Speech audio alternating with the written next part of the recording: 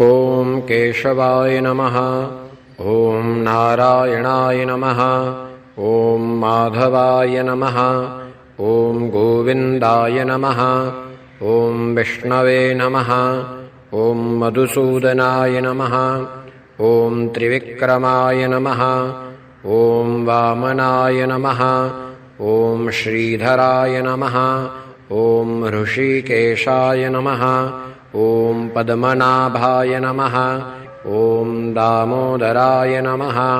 ॐ सङ्कर्षणाय नमः। ॐ वासुदेवाय नमः। ॐ प्रद्युम्नाय नमः। ॐ अनिरुद्धाय नमः।